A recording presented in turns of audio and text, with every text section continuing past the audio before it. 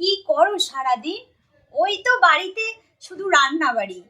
আর 3.5টা মানুষ তবুও হয় না। খাবার দাবারও তো সময় মতো দিতে পারো না।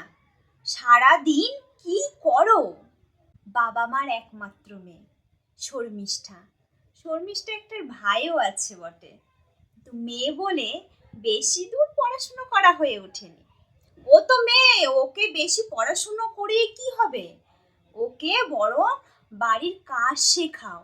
মন দিয়ে কাজ শিখলে শ্বশুর বাড়িতে গিয়ে তো রান্না বান্নাই করবে।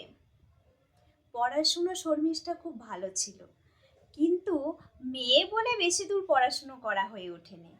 13 বছর বয়সে বাবা মা বিয়ে দিয়ে হালকা হয়েছে। মস্ত বড় দোকানদারের সঙ্গে বিয়ে দিয়েছে, ঝামেলাটাও অনেক। সারাদিন কাজ করলেও তবুও সেই একই কথা, কি করো সারাদিন? দিনের শেষে চা খেতে এসে দেরি হলে তবুও বলে কি করো সারাদিন? 1 কাপ চা দিতে এত সময় লেগে যায়? বাড়িতে তো ওই 4টা মানুষ। শর্মিষ্ঠা সকাল 4টায় উঠে সকালে ব্রেকফাস্ট তৈরি করে ছেলেকে টিউশনে রেখে আসে। টিউশনে রেখে আসতেই সকলের আবার জলখাবার। সেই জলখাবার তৈরি করতেই ছেলের আবার স্কুলের সময়। কি মা হলো? তোমার না সময়ই হয় না। প্রত্যেক দিন তোমার জন্য না লেট করে স্কুলে ঢুকি, জানো তো? সেই একই কথা, কি করো তুমি? সময়ও দিতে পারো না আমাকে তো। সেই একই কথা।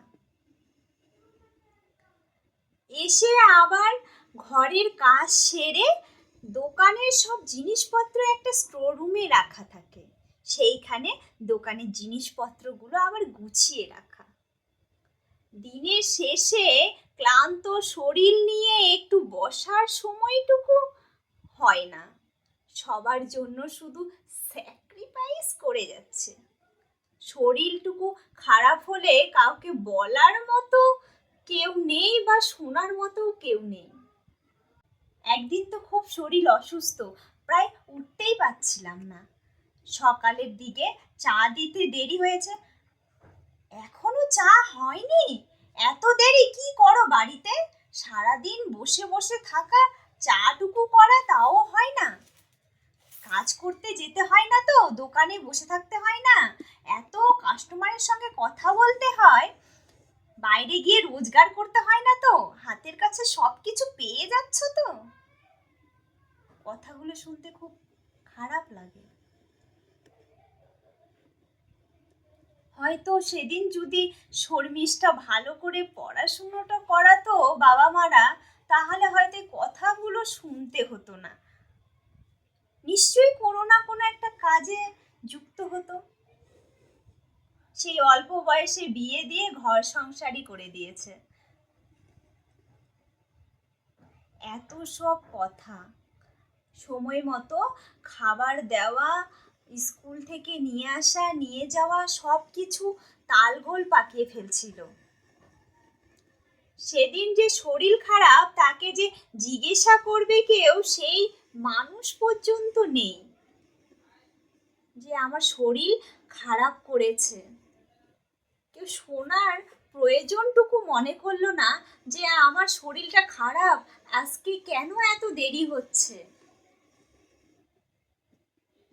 এরকম মনে হয় শর্মিষ্ঠার মতো অনেক মেয়ে আছে যাদেরকে এই একই কথা শুনতে হয়। বাইরে গিয়ে রোজগার করতে হয় না তো? বসে বসে সবকিছু হাতের কাছে পাচ্ছ। শুনতে খুব খারাপ লাগে। কিন্তু যে মানুষটা ভোর 4টার দিকে উঠে ছেলেকে তৈরি করে স্কুলে নিয়ে যাওয়া নিয়ে আসা, বাড়ির শোরুম গোছানো, সব কিছু একভাবে বাচ্চাকে সামলানো, সব কিছু চারিদিকে করছে, নিজের শরীরের যত্ন নিচ্ছে কিনা, খাচ্ছে কিনা, এগুলো শোনার কেউ নেই। সব কিছু মায়েরা স্যাক্রিফাইস করছে, তবুও বাচ্চাদের কাছ থেকেও শুনছে, মা তুমি কি করছো? স্কুলে যেতে আমার দেরি হয়ে যাচ্ছে। সবার কাছে একটা মূল্যহীন জীবন হয়ে যায়। শর্মিষ্ঠার মতো এমন অনেক মেয়েকে শুনতে হয়, কি করো বাড়িতে সারাদিন।